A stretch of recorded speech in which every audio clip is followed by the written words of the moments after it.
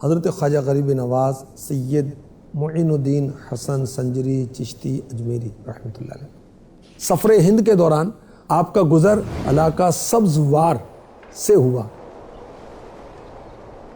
وہاں ایک باغ میں، ایک گارڈن میں آپ نے قیام کیا۔ اس کے بیچ میں بڑا خوبصورت ایک حوض تھا، تالاب تھا۔ یہ تالاب تھا حاکم سبزوار کا، بڑا ظالم بد مذہب شخص، عقیدہ اس کا ٹھیک نہیں تھا۔ باغ میں آتا تو شراب پیتا اور نشہ کرتا اور شور مچاتا۔ غریب نواز رحمۃ اللہ علیہ نے اس حوض سے وضو کیا، نوافل پڑھے۔ محافظوں نے اپنے حاکم کی سخت گیری کا حال عرض کیا کہ بڑا سخت ہے، بڑا ظالم ہے، اور درخواست کی حضور یہاں سے آپ چلے جائیں، وہ آئے گا آپ کو نقصان پہنچائے گا۔ پتہ کیا فرمایا؟ اللہ پاک میرا نگہبان ہے، اللہ پاک میرا مددگار۔ اسی دوران وہ حاکم پہنچ گیا، سیدھا حوض پر آیا، اور اس نے دیکھا کہ عیش و عشرت کی جگہ پر ایک اجنبی درویش ہے، تو وہ تو غصے میں آ گیا، لال پیلا ہونے لگا غصے میں۔ اس سے پہلے کہ وہ کچھ گستاخی کرتا، میرے آقا غریب نواز نے نظر ڈالی، اس کی کایا پلٹ دی، اللہ اکبر، بے ہوش ہو کر زمین پر گرا۔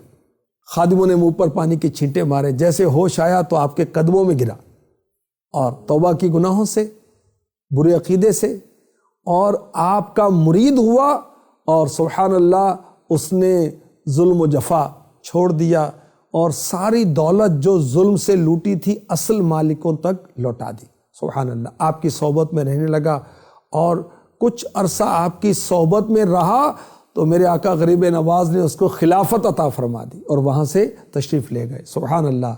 خواجہ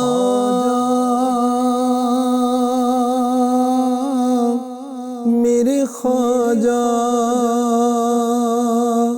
میرے خواجہ، خواجہ میرے خواجہ۔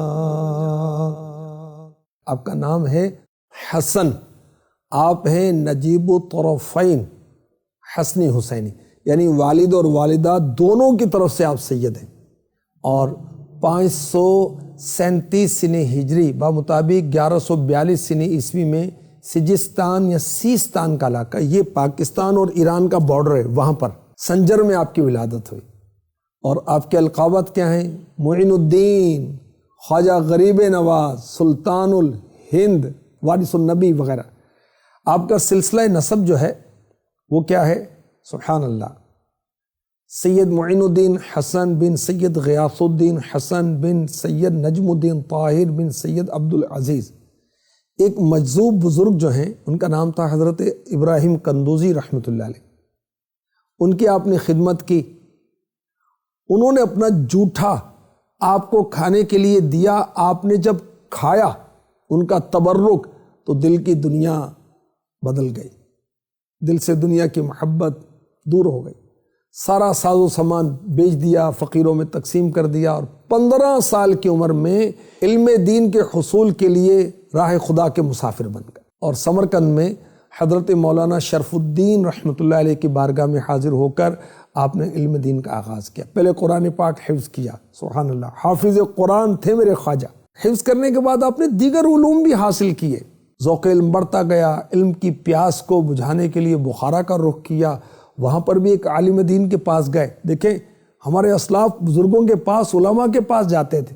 تھوڑے عرصے میں آپ نے تمام دینی علوم کی تکمیل کی، اور 5 سال سمرقند بخارا میں علم دین حاصل کرنے کے لیے آپ نے اسٹے کیا، قیام کیا۔ صلو علی الحبیب صلی اللہ تعالی علی محمد۔